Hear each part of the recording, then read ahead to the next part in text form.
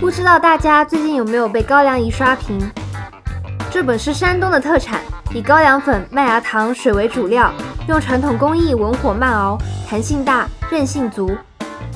这样火爆全网的传统糖果，其实在家就能简单制作，还可以根据自己的喜好做出不同的味道。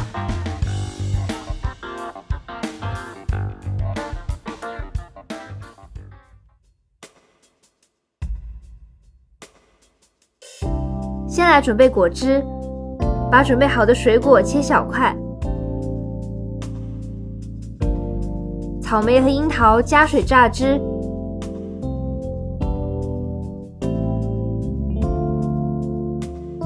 黄瓜、薄荷也同样加些水榨成汁。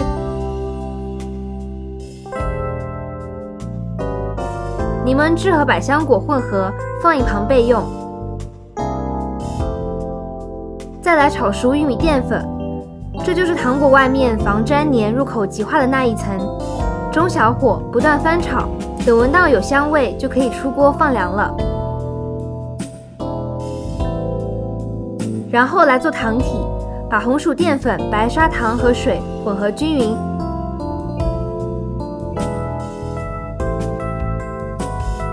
再加入果汁。倒入锅中，开中小火不断搅拌。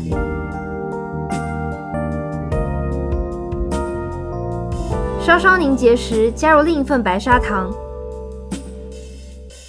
等面糊微微透明，加入最后一份糖。接下来就是历时15分钟的搅拌、搅拌再搅拌，直至面糊状态拎起有弹性，就可以放入装有玉米淀粉的碗里，铺平整形，冷藏1小时。拿出切块就可以享用了。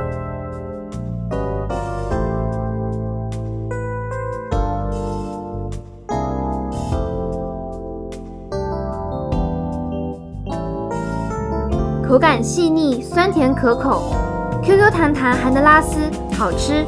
但这么多糖不建议多吃哦。